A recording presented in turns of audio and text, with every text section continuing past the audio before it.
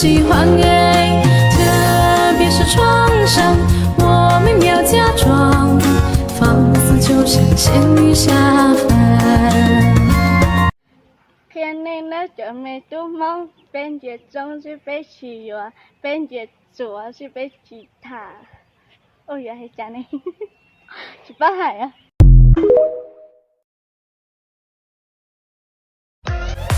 Em à, nước biển thì màu xanh, nước dừa thì màu trắng. Vậy cho anh hỏi, nước em màu gì?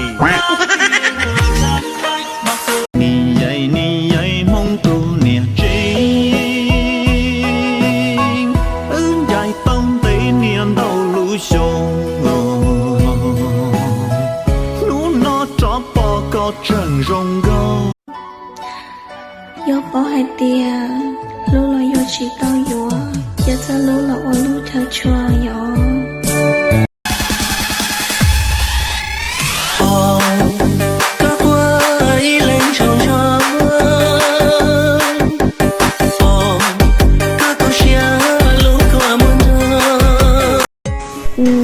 Thọ xíu đây mà yo vào cana. Chỉ cana.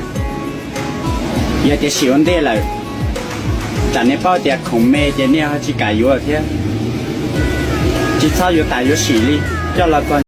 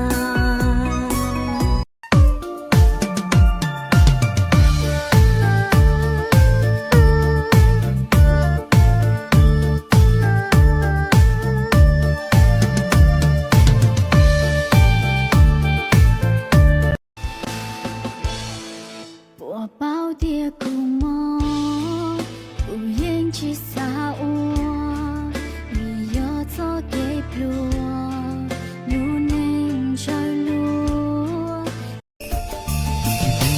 Xa lon đó cơ nhỏ, xa lon đó cơ thà, xa lon đó cơ nhỏ kì, xa quá cơ tư lưu, cơ bó cơ. Cô chỉ bảo ai tia nên nó nó cô chẳng ta tỏ lên tư theo cô chẳng toàn đến bảo lý cha tia chỉ cô bảo ai tia yêu chịu tỏ yêu ai tia cho kiến rằng họ luôn biết đấy nó một tia thọ có